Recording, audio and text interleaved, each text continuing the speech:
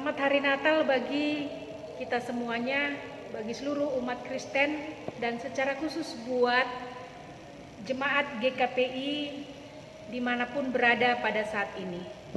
Sebelum saya menyampaikan firman Tuhan untuk malam Natal 24 Desember 2020, kita bersatu di dalam doa.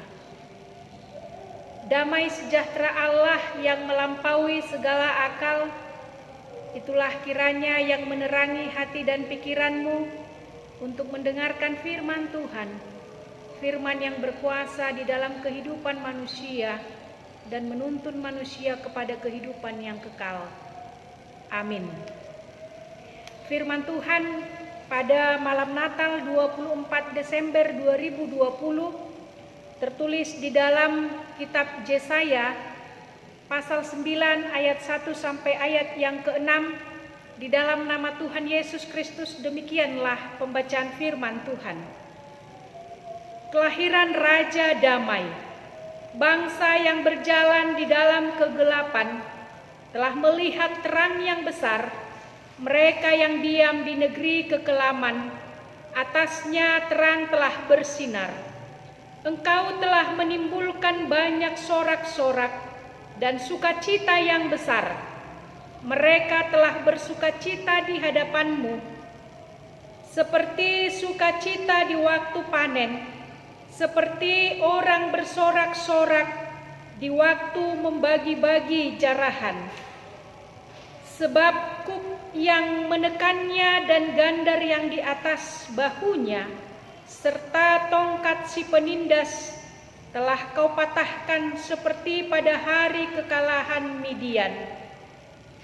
Sebab setiap sepatu tentara yang berderap-derap dan setiap jubah yang berlumuran darah akan menjadi umpan api. Sebab seorang anak telah lahir untuk kita, seorang putra telah diberikan untuk kita.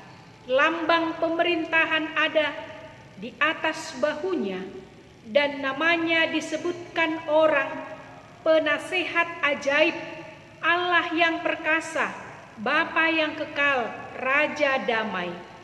Besar kekuasaannya, dan damai sejahtera tidak akan berkesudahan di atas tahta Daud dan di dalam kerajaannya, karena ia mendasarkan dan mengokohkannya dengan keadilan dan kebenaran dari sekarang sampai selama-lamanya.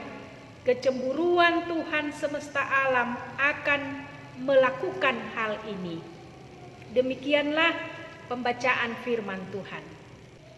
Saudara-saudari yang terkasih, tema ini adalah nubuatan Nabi Yesaya tentang Yesus yang akan datang sebagai pribadi yang berkuasa mendamaikan manusia sebagai pemberontak dengan Allah yang Maha Kudus.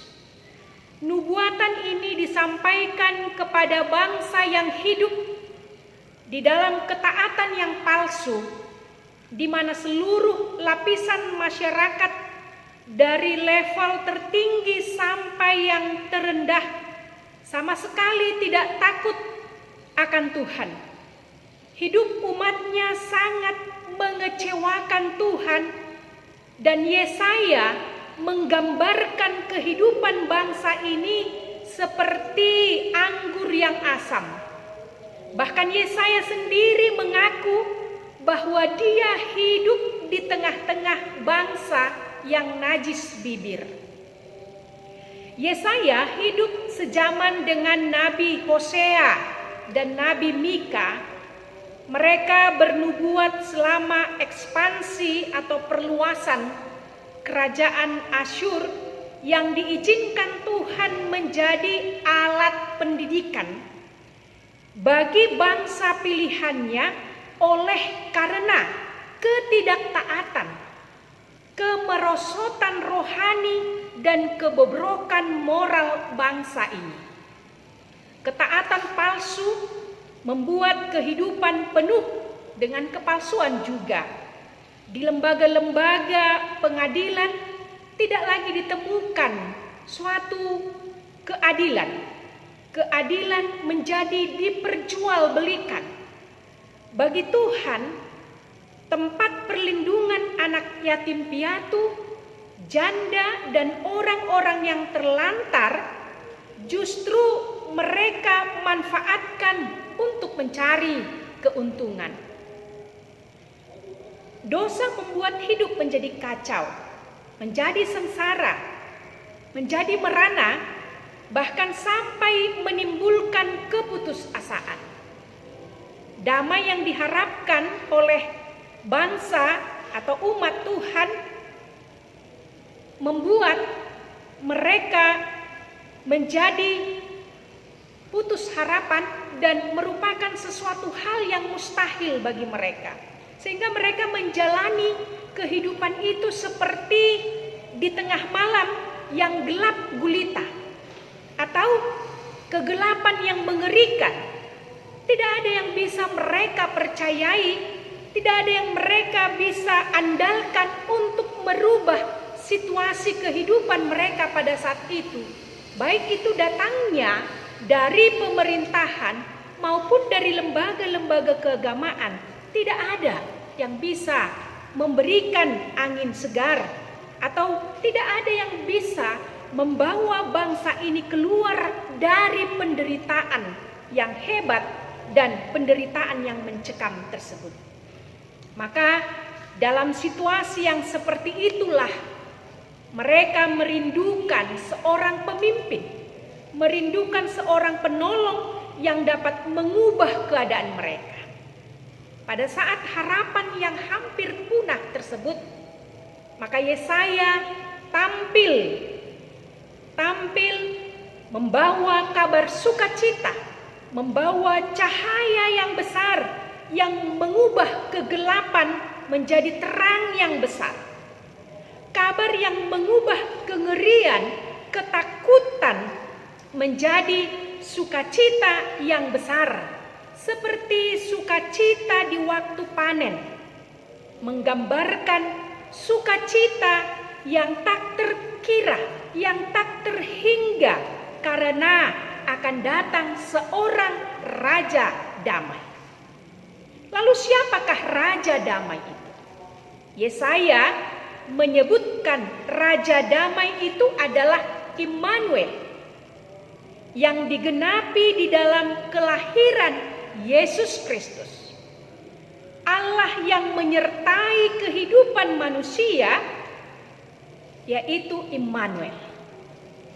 Yesaya mencatat di dalam teks ini 4 julukan yang menandai tugas-tugasnya sebagai Mesias. Yang pertama adalah yaitu disebut penasehat yang ajaib. Penasehat menurut pengertian kita adalah seperti motivator yang dapat membangkitkan dan mendorong serta menuntun seseorang untuk mencapai kesuksesan hidup.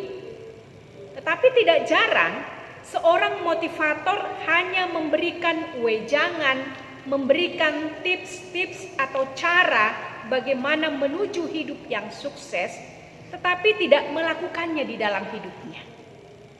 Tetapi keajaiban Yesus sebagai penasehat yang ajaib, justru dia tidak mengatakan apa yang tidak dia lakukan, karena dia sanggup melakukan apa saja. Itu perbedaannya dengan motivator atau para penasehat yang ada di dunia ini. Kadang yaitu para motivator bukan karena tidak bisa melakukannya, tetapi karena dia tidak mau melakukannya. Sehingga berbeda sekali, yaitu Yesus sebagai penasehat ajaib, seorang motivator, ia merupakan penjelemaan hikmat yang sempurna dan memiliki kata-kata hidup yang kekal. Selaku penasehat yang ajaib, dia menyiapkan rencana keselamatan yang sempurna. Yang kedua adalah Allah yang perkasa. Di dalam Mesias, segala kepenuhan kealahan akan berdiam secara jasmania. Istilah Allah perkasa memberikan suatu keyakinan kepada bangsa Israel, suatu kuasa yang tidak terbatas.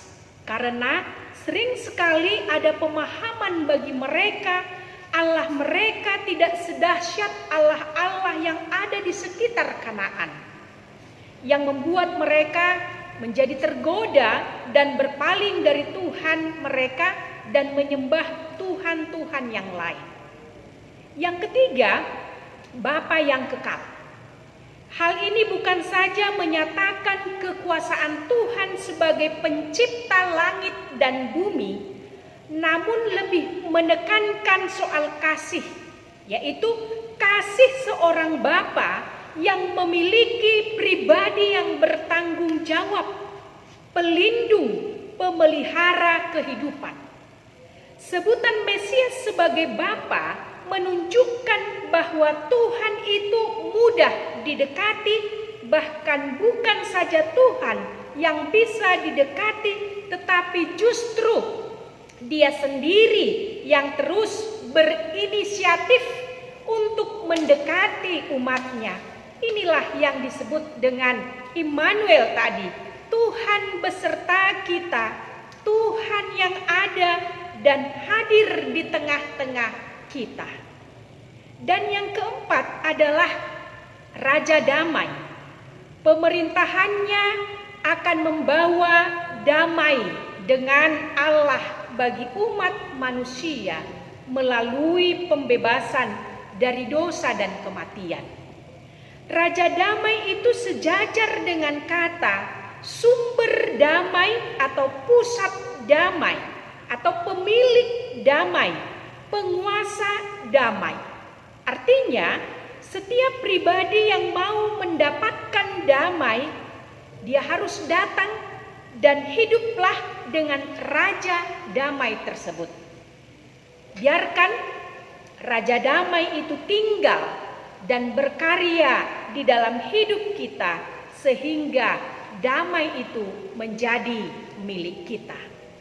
Maka artinya di sini bahwa jangan kita mencari damai di luar, atau jangan kita mencari damai itu di luar dari diri Allah, yaitu yang sebagai Raja Damai, tetapi kita hanya menemukan kedamaian itu di dalam Raja Damai tadi, yaitu sebagai pemilik damai. Raja Damai berarti juga Raja Shalom, yang artinya Raja kemakmuran, ketentraman, dan kesejahteraan. Bapak Ibu yang dikasihi oleh Tuhan Yesus Kristus, keempat nama yang dimiliki oleh Mesias ini adalah sumber sukacita kita di dalam perayaan Natal pada malam hari ini. Melalui kedatangannya yang penuh kuasa, memberikan sukacita dan damai karena Dia memberikan pembebasan dari sakit penyakit melalui kuasa penyembuhannya, memberi makan bagi yang lapar, memberi air bagi yang haus, bahkan memberikan kehidupan melalui kuasa kebangkitannya. Inilah yang disebut sebagai kabar baik bagi semua umat manusia. Kabar sukacita yang akan melepaskan seluruh umat manusia dari belenggu ketakutan, melindungi manusia dari bayang-bayang kematian yang merenggut, merampas rasa damai dalam kehidupan manusia. Dia yang akan melenyapkan dan menghancurkan kuasa iblis yang telah mengambil kedamaian itu dari hati setiap manusia. Bapak Ibu yang dikasihi oleh Tuhan Yesus Kristus, tidak ada pesan terbesar dari kelahiran Yesus Kristus selain membawa damai bagi seluruh dunia.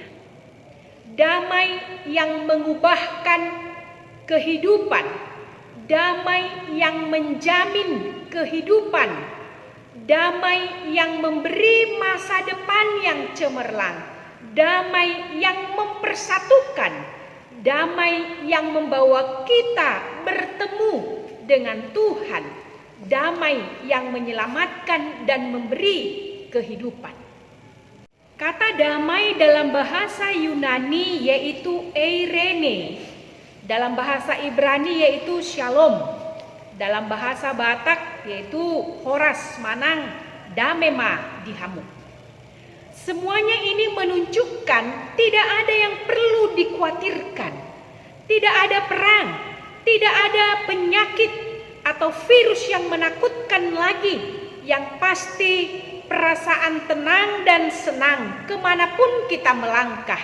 Itu sebabnya di dalam doa pendeta sebelum membaca firman Tuhan selalu bunyinya, damai sejahtera Allah yang melampaui segala akal akan memelihara hati dan pikiran.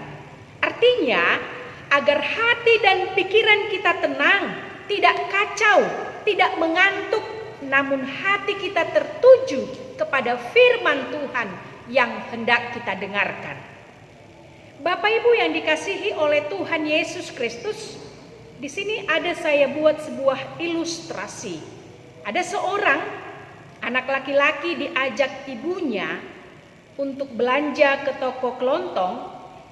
Karena anak laki-laki ini selalu tersenyum, maka pemilik toko tersebut mendekati dan sambil menunjuk ke sebuah toples berisi permen, pemilik toko itu berkata kepada anak laki-laki tersebut, "Adik kecil, kamu boleh mengambil segenggam permen itu." Mendengar itu anak tersebut tersenyum bahagia sambil melihat ibunya. Dan ibunya pun berkata, "Sayang, kamu boleh ambil permen seperti kata kakak itu." Sekali lagi anak laki-laki itu hanya tersenyum, tetapi tidak menggerakkan tangannya mengambil permen.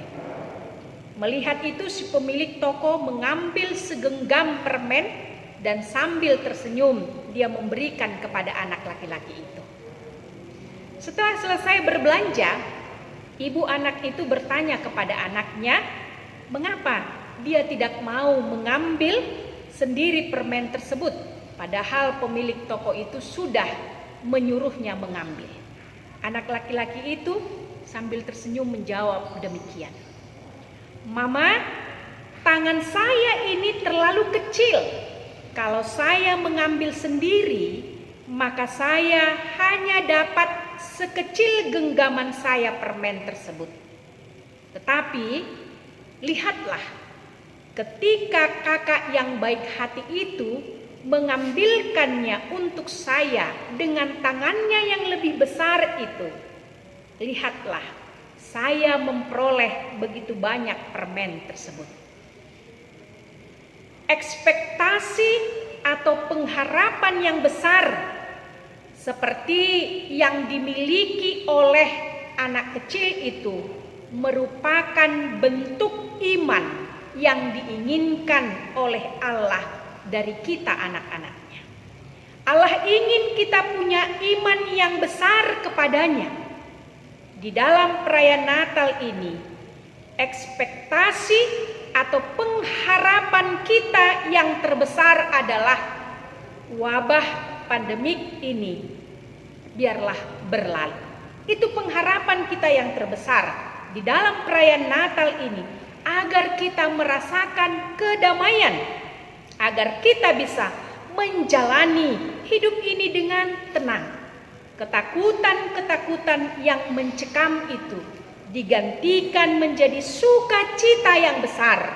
Raja damai, Allah yang perkasa, Bapa yang kekal berada di tengah-tengah kita, yaitu Yesus Kristus yang lahir, yang kita rayakan pada malam hari ini. Selamat Hari Natal bagi kita semua. Amin. Kita berdoa. Kami bersyukur dan berterima kasih ya Allah Bapa di sorga. atas cinta kasih-Mu yang begitu besar, yang telah datang ke dunia ini, lahir dan berada di tengah-tengah manusia yang berdosa ini.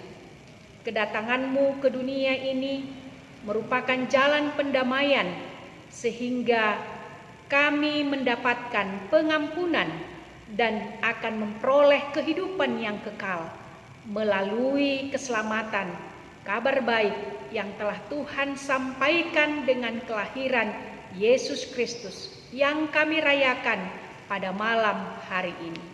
Terpujilah Engkau ya Tuhan Yesus Kristus, Raja damai, Bapa yang kekal.